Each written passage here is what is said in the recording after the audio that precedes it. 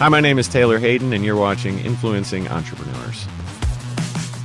After years of teaching entrepreneurship and consulting business owners, I realized that true knowledge comes from the wins and losses of those entrepreneurs. These are the stories of those business leaders. I'm Casimir Ward, and this is Influencing Entrepreneurs.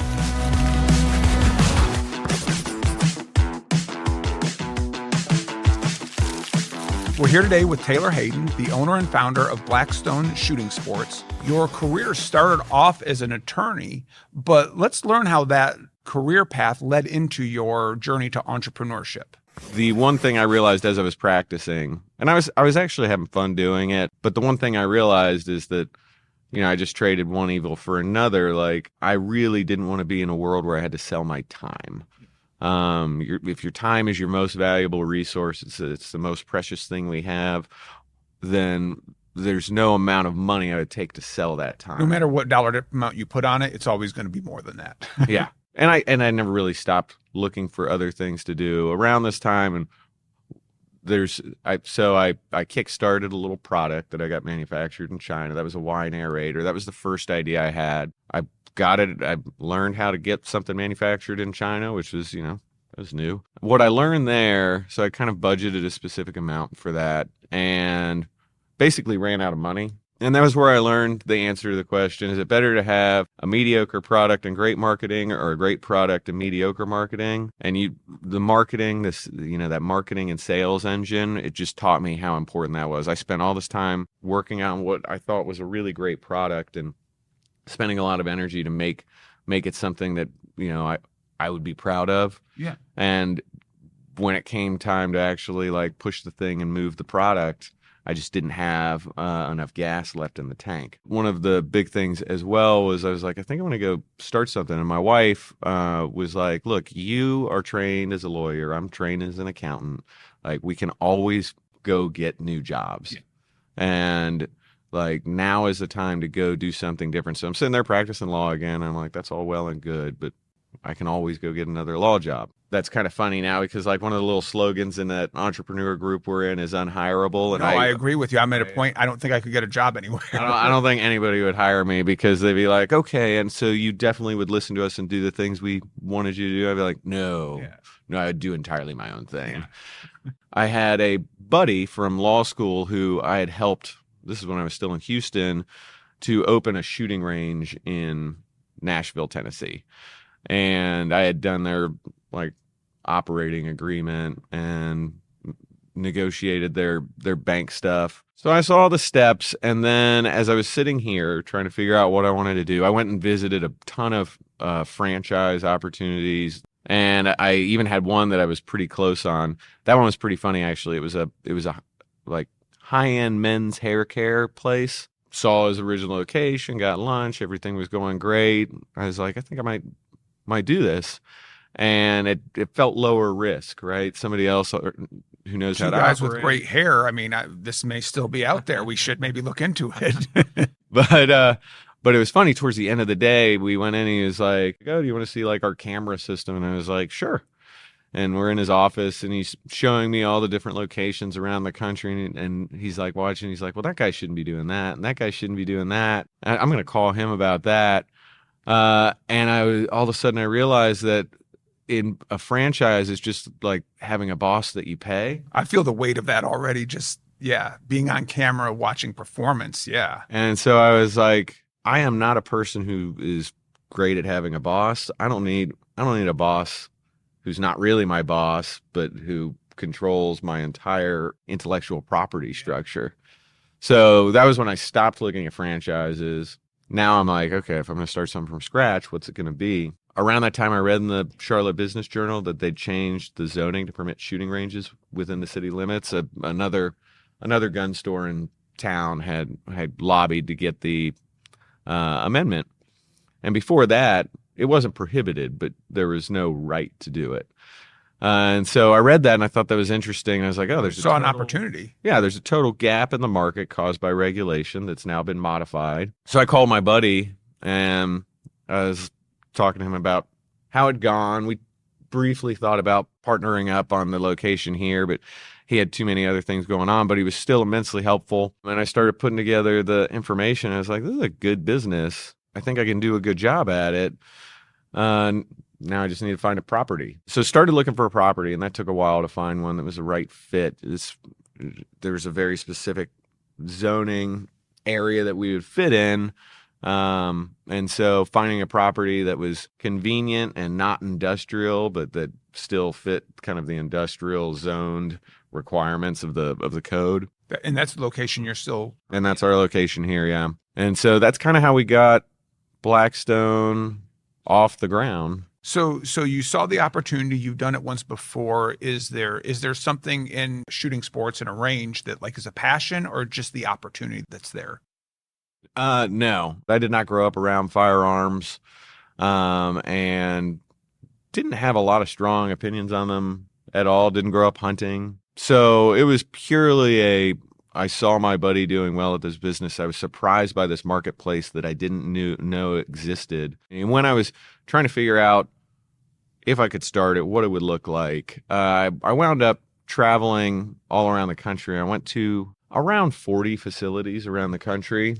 And the question I was asking myself all the time is, what could I do in a business like this that would make it something that might actually be appealing to a person like me, who's not familiar with firearms and hasn't had a real draw towards them, or to a person like my wife. Yeah. And so that kind of became the question that needed answering. I didn't want to go be just another gun store. I wanted to find the things that were poor and going wrong, right, and these other ones, and correct it so that this could be a more mainstream thing. And what were some of those things?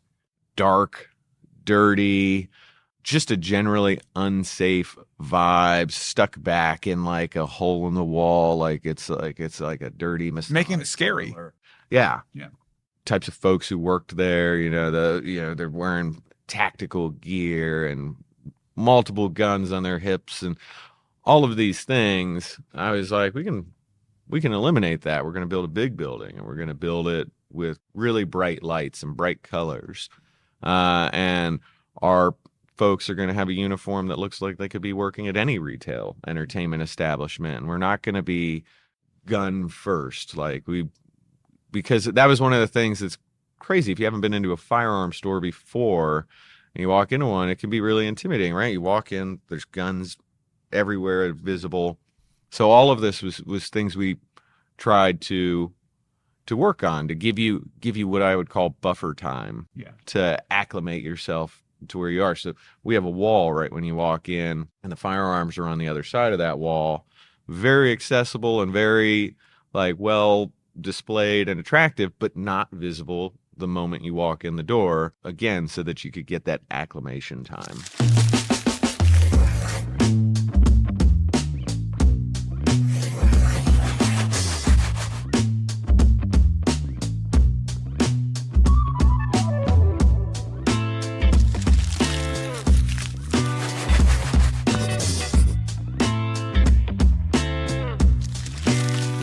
So not growing up as a gun enthusiast and going into something that there's always political debate on it. And of course there's two extremes and there's the middle, and with your background as an attorney, how do you approach that going in? Does it create some apprehension, or is there some preparedness you do beforehand? So while you're making it a much safer environment, the outside perception or maybe even conversation that you might have to have from there. From my standpoint, honestly, I don't worry about it too much. I don't spend a lot of time thinking about it. I also think it gets amped up a little more in the media, like most things are these days. I remember early on we had a billboard, and it was Santa holding an AR, and it said, "Santa knows what you really want for Christmas." It was on I-77, and it got picked up by the news. So you figured out marketing real quick. Not real quick, but it got picked up by the news. But what was funny was Fox News picked it up and was like, local gun store getting, complaints and controversy over billboard. we got like 2 emails about it. Like and they were like, I really don't like your billboard that much. But like the news wanted to pick it up and make it a thing. And then there were, after that, we started getting like on the pro gun side, we started getting all these calls from people who are like, hey man, don't let them tell you what to do. This is your right. Yeah. So now you are really right in the middle. So my point in all that is I don't get too caught up in all the news rhetoric, because that's all it is rhetoric. Yeah. My job is to provide the product that I provide in the way that I believe is safe and proper to the types of people who want to partake in that. There's nothing wrong with people enjoying the recreation that they choose as their primary pastime. And for us, we have a super interesting clientele. Like if anybody wonders what gun stores are like, just come and sit in ours for a little bit, and you'll see it's all walks of life. It's all kinds of people. You can't pigeonhole them like they do on TV. It's a great group of people, and they deserve to have a nice place to go and enjoy themselves.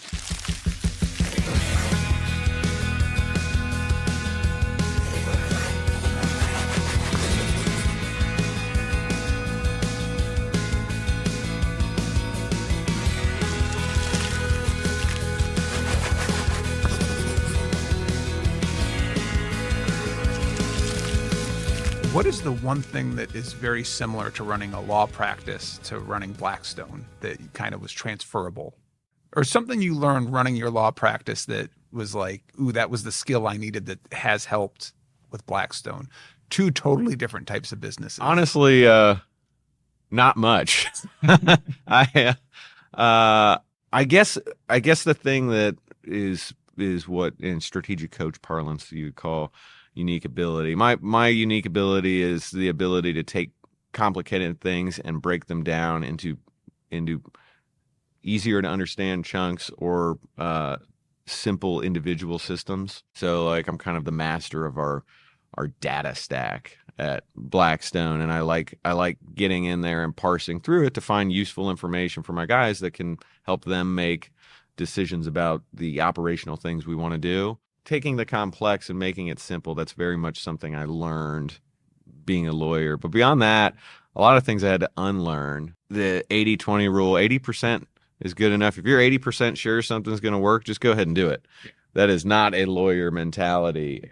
Oh no, you need 100%. You must eliminate all risk. Yes. Yeah, amusingly, I've actually probably had to unlearn more things. And the one thing I'll say on marketing, it's not esoteric. It's not hard. Entrepreneurs are scared of it. They think that somebody has to go to school to learn how to market. You are your own target market. Like if you just think in the world like that, like what would appeal to me? What's the kind of messaging or avenues of connection that would work with me? You're starting a path towards marketing. You're the best teller of your own story. And so I think it's imperative that small businesses take ownership of their marketing and understand that it's not this dark space that they can't possibly understand. It's of all of the facets of the business, it's probably the simplest. Yeah. And you just got to roll up your sleeves and get uncomfortable with it. Yeah. All right. Well, I think no better a statement to end on than that. I really appreciate your time, and thank you for coming to talk today. Thanks, Cass. Thanks for watching. To watch more episodes of Influencing Entrepreneurs, be sure to subscribe on YouTube at Nexagy Education.